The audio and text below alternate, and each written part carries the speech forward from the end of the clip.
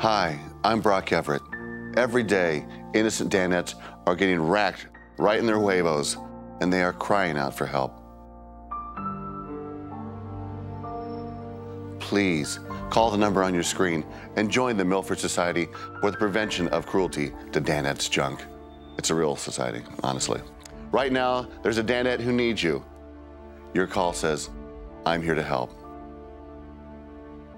Please call right now. I don't know a lot about sports, but I can drink a lot of beer. My motto is simple: C's get degrees. Need a long, inappropriate hug? I'm your man. I think I'm smarter than you, because I probably am. Howard Coward for box score.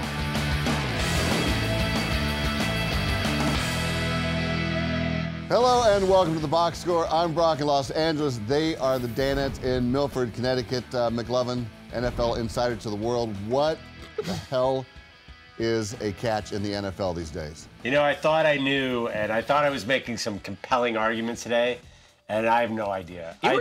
The further I got along, or we got along, the less. It was one of those shows, the more we talked about the subject, the less we knew. You know, McLovin, you were making me angry and proud at the same time today, because I remember when Des Bryant made the catch, I think it was a catch. You said it was a catch, and it should have been a catch, and the NFL was wrong. And today, it was like you were a spokesman for the NFL. I honestly think that the NFL rented you for the day. But I don't know if you honestly believe what you're saying, or you're being contrarian as a good producing technique, which I think you were doing. Well, I didn't understand. To a point. Dan kept saying, I don't understand what they're talking about. And I actually said this to him, like, does Dan really not understand what they're talking about? Or is he making an argumentative point? I got a little confused, like maybe Dan just didn't understand what they're talking about. Well, they're pretty vague in the terminology. They're like, he has to be like a runner. You got to be, you catch him, become a runner. So I guess if you dive out of bounds and you get your toes in, at any point are you a runner? I mean, it is, I would think the response today shows that this is a really great topic because it's very frustrating to, it doesn't matter if you're a Cowboys fan or not, but I mean, we got truckloads of email, truckloads of calls, more than anything we've done in the past month. Oh my God, the email. But it got to the point where with Dan, I was bringing up, Dan, the NFL views it as you have to complete the catch to the ground. It goes, oh, and directed his gaze at me like, oh, so you think this? And I was like, Dan, I'm just repeating what the NFL said. But it definitely got like his ire going. It was good. Yeah. Hey, Seton, when McLovin gets under Dan's skin, do you just like to sit back and enjoy the show?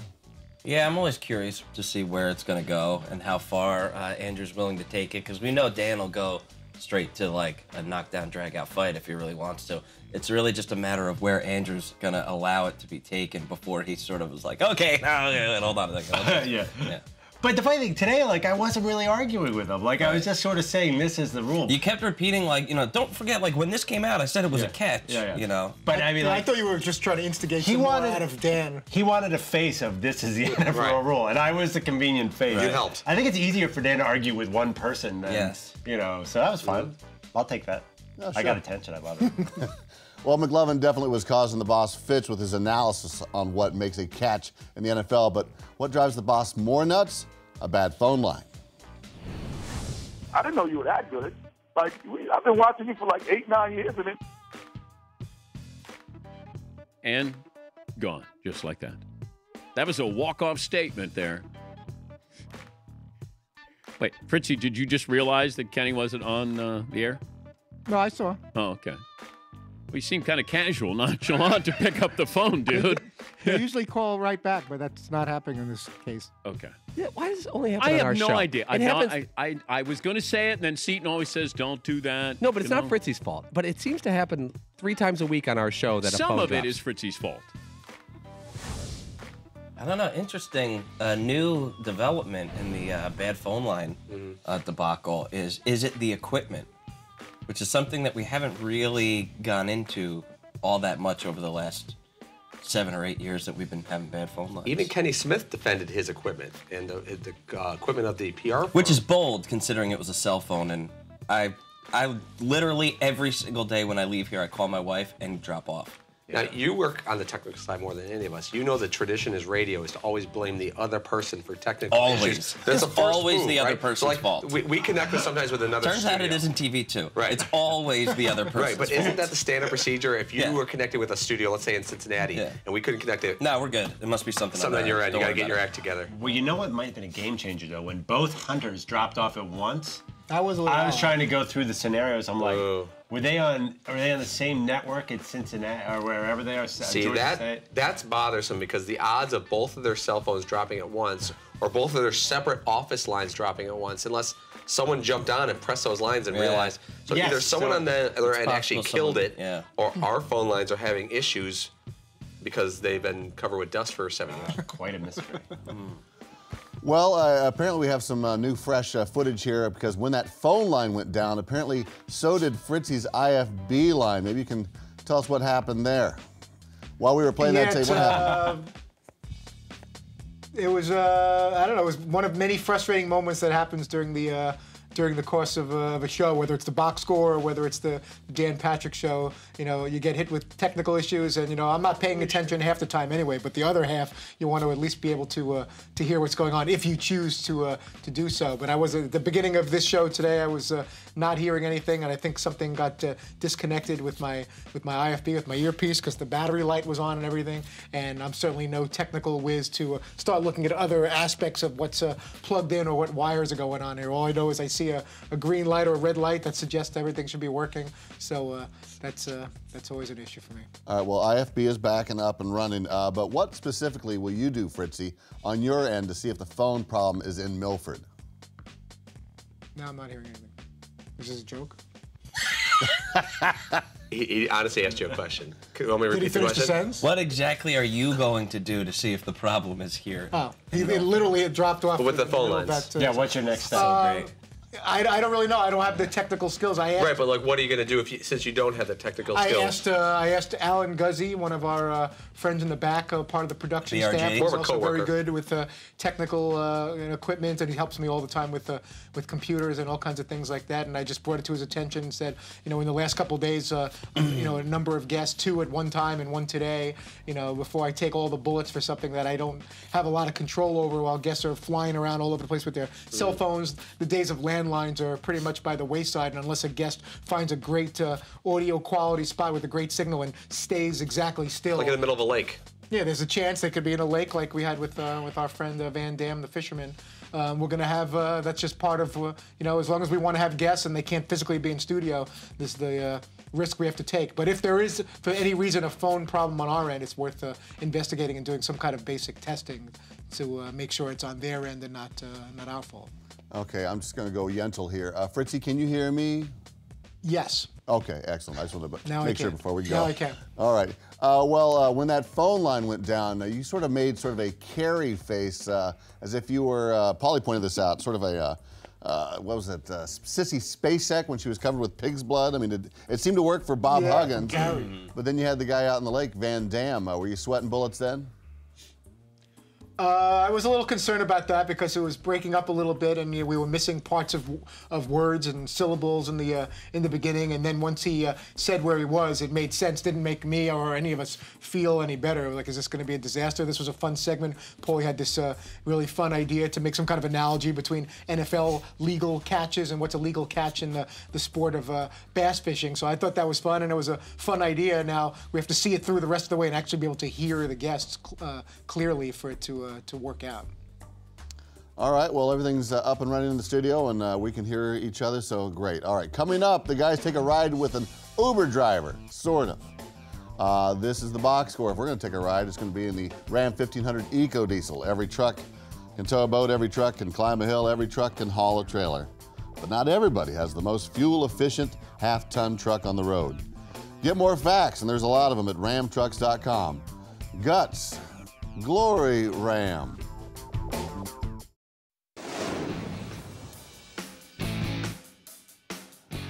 We are back here on the box score. Seton, does Xavier center Matt Stainbrook look more like a basketball player, a Uber driver, or would you say a politician? He looks sort of more like some type of worker. He doesn't look like an athlete to me. He doesn't look like a politician either. Oil rig worker. But I wouldn't really put him as an Uber driver either. Yeah, maybe Too something big, more too like big. construction or something. Or come in to like fix your satellite or something. Carpentry. Yeah, Yeah, DirecTV satellite fix-it guy. absolutely. Yeah. Oh, if he showed up tomorrow wearing a workmanship. Got that written all over. With his reach, he would be an asset to the company. Yeah. Well, Stainbrook is one of the reasons Xavier is heading to the Sweet 16, and he talked to the boss about getting into another profession. My little brother's a walk-on on the team, and he's doing undergrad classes right now while I'm doing my grad school in my 5th year. And grad school cost about $14,000 a year, while undergrad cost about $43,000 a year. So for me to be on scholarship and only using it for $14,000 didn't make sense to me. So I talked to the compliance people, and they said I'd be able to switch my scholarship with my little brother. So I ended up doing that. And in order to pay my bills, I needed a flexible job, something to do to make some money. And I saw someone Ubering one day, and I said, hey, you know what, that's probably something I could do. I have a car, I can drive, and yeah, that's how that worked out. What kind of car are you driving? I have a 2004 Buick Rendezvous, probably the most typical old person car you could have. Buick Rendezvous when you're in college, that's not hip, that's not cool. College kids don't really have their choice of cars, but I had a Chevy Blazer in college. It was respectful. Didn't exactly pull any women or pulled more guys to go to the bars, but nobody really has a good car. Not where I went to school. I mean, Nobody even had a car in college. Right. When I went.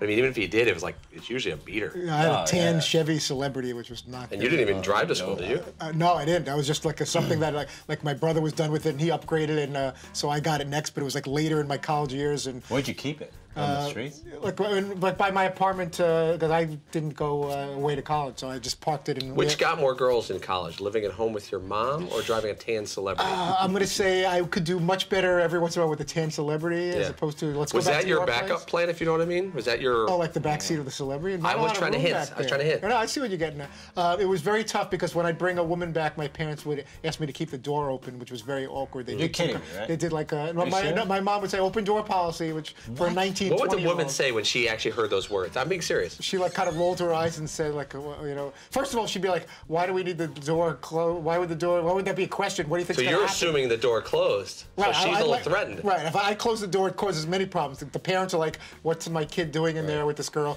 And she's like, "You're getting way ahead of yourself. You might want to rub up against the Heather Locklear poster there because I don't think that's gross. What you think is going to happen here is going to." Now, the young lady that you were dating, what was her her home situation? I mean, did she not have an apartment or? There were a couple. One had a place, but she wanted to see my place. Another time, she was also living, at home. So it was like the lesser of two evils. But it was, and then my grandparents lived 2 floors under us. We were on the 21st floor. They were on the 19th floor. So every once in a while, as long as she was Jewish, according to my grandma, I'd be able to slip one. You were only allowed to bring Jewish girls into your home? She'd joke. Nothing would happen. But my grandma Judy, God bless her, she'd say something like, I'd say Cindy Cohen, grandma. I'd say, nice Jewish girl. Did you ever lie about the religious aspect? I have. I usually put a burger or Steen. Did you really? It would be like, Angela Parisi Stein is coming over. If I can just, if we could just use that. We'll get it done. We could use that. Were you, was this shredded David Hasselhoff like Todd Fritz in college? Were you still like shirtless material? I was good up until like the mid-20s. So I'd say about 16, 17 to early to mid-20s. I was doing all right. With that physique, I know, but it's still a Chevy Celebrity and you're living at home. Yeah. You would hope they would look past your arms can't be that big that they're going to overcome that. And also NYU, they're more into the intellectual types. They don't really care about a good bicep. And I'm wearing like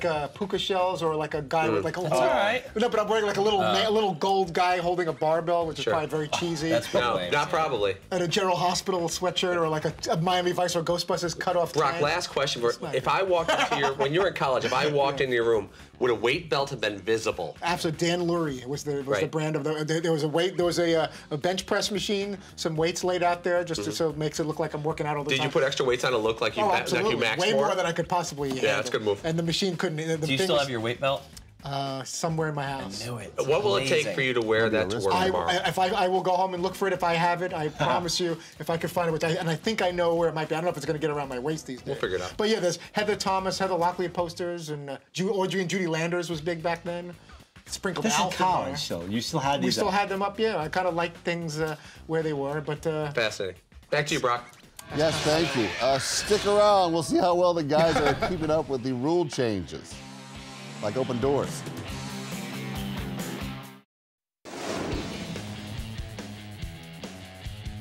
We are back here on the box score. Guys, there was a lot of talk about the rule changes in the NFL. I don't think we got any real clarity on what makes a catch.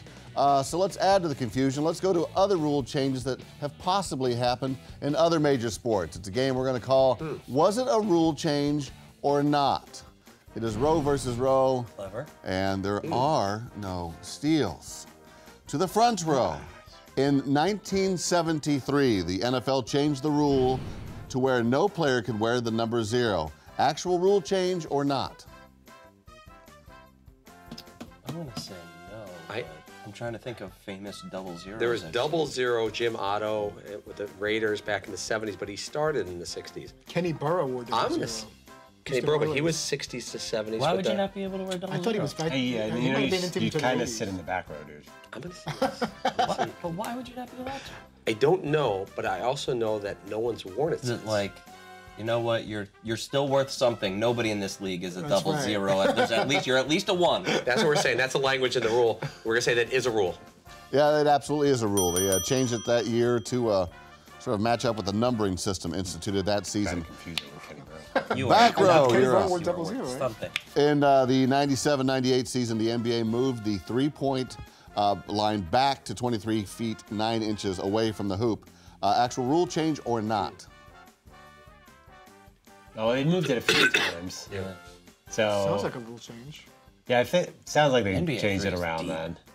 We're Remember, it started off when Chris Ford hit the first one. It was way back. Then they moved it way. Yeah, in. I looked at the year and I don't remember the exact. Yeah, No, that's the thing. Is it a year, The distance? or the exact number for feet and inches? But it does sound like a rule change if they're not being cute with the think year again. and the distance. It's called rule change. Rule change. First instinct, rule change. Yes, that is a rule change. That season, the league moved the line back to its original distance. Definitive. To the front row. In 1963, the NHL changed the number of eligible players on the ice from 6 to 7. Was that a rule change or not? I'm going to say no. I'm going to go ahead and say no. I'm going to go ahead and say no, too. No. Yeah, that was not a rule change. We just made that up. Yeah. Back row, You're you're up due. again. In 1991, the NCAA tightened the width of the goalpost to 18 feet 6 inches. Was that a rule change or not? What? NCAA. Through in college, 1991. That was 90 or not. I want to say no rule change. I say no. I don't know. Good try. You didn't trick us. 7 We're gonna hockey say- players, by the way. What the heck are you talking about? Yeah, I know. We're going to say not a rule change. No, it was a rule change. That was? The goalposts were tightened to match the width of the goalposts of the NFL. Reverse psychology. Front row, we've got another one for you. In 2012, Major League Baseball changed the rules allowing catchers to wear only nail polish that was their team's color. Was that a rule change or not? It wasn't written. I don't think that's, Bud Selig talked about it. I don't think it was an actual rule. I think it was just like a kind of a etiquette, the unwritten rules of baseball. It's one of those. So we're going to say not an official rule. Yeah, it's not. There were no rules to dictate what nail polish catchers can wear. They can go clear or seashell if they want. Back row, one more. In the 2007-2008 season, the NHL dictated that if the first stoppage of play after a power play is an icing call, then a TV timeout is not allowed. Rule change or not? Well, you got to remember, with the second I don't know where to go with that. this show came up, I'm like, somebody in the producer's office is trying to squeeze NHL into the show again. Right. So I feel like it's a real rule change because these guys live for hockey. So We're getting some Good hard point. ones. Yeah, there. I didn't even We got understand- the I nail didn't- polish, and we got that. That was a lot. I didn't hear a word he said. That was a lot but to they love digest. hockey more than anything. Our so producer really doesn't know much about sports except for Kings hockey, right? yeah, so I'm gonna So, go rule with. change? He's trying to show off with a little NHL, Right. although that was nonsense. whatever TV he did. timeout with I the don't- power play, the first goal. What? Yeah. We're going to say rule change because we're still confused about that question. Wow. Yes, we all are. It was a rule change. That rule change was instituted not to allow the penalized team or the penalized team to an opportunity to substitute player. Wow. All right, the winning row That's a is the front row. Shocking. Congratulations. Stick around. We asked the guys, who do you got? Doug Gottlieb or Bob Huggins? This is the box score, and we are taking a break and remind you that the Ram Heavy Duty, with its best-in-class towing, torque, and horsepower, doesn't need one. It's guts, it's glory, it's Ram.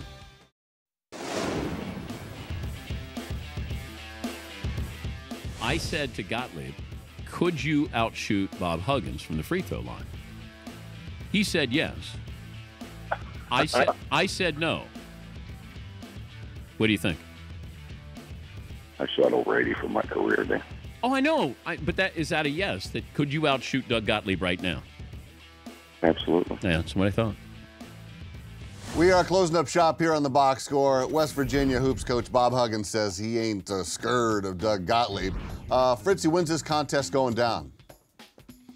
Don't have an exact date just yet, but we reached out to Doug, and he said that he could do something sometime in November. That his dad had passed away from cancer, so he would love to do something for Bob Huggins charity, with Bob Huggins having his parents passed away from cancer too. So he said, bring it on. Let's have a foul shooting contest between me and Huggy Bear, and if it could be done around November, if it works out in both their schedules, they'll compete with each other, and it should be a lot of fun. And hopefully, in some way, the Dan Patrick Show can be involved directly or indirectly with that. I think that'd be a fun event. Let's go around the booth on this. Who do you guys have in that contest? For me, Huggins could beat him with his left hand. I'm taking Huggins. Huggins too. averaged a ton of points. I got to go Gottlieb. Man, oh man, this is Really? tough. Yeah. You don't lose your stroke. Yeah. Though, you know, I mean, that's one thing. If they were playing to like 12 against each other or something, I have Gottlieb all day. foul shot, but yeah. It's just a foul shot.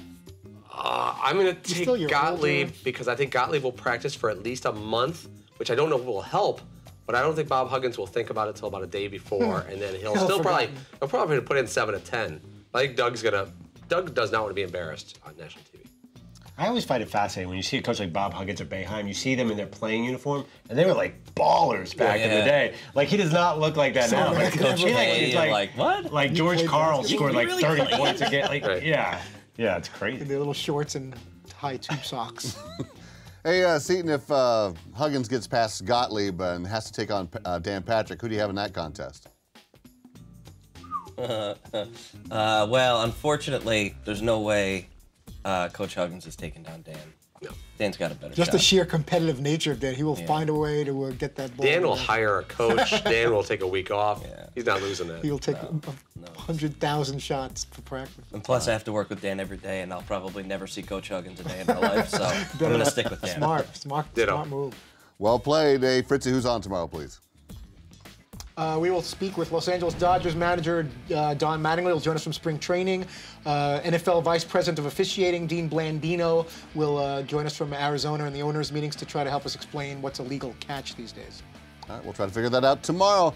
We are back tomorrow right here on Audience Channel 239 at 3 p.m. Eastern. The podcast is available on iTunes or at podcast1.com. Thanks for watching. I don't know a lot about sports, but I can drink a lot of beer. My motto is simple: C's get degrees. Need a long, inappropriate hug? I'm your man. I think I'm smarter than you, because I probably am. Hey, thanks for watching the box score. Holy cow!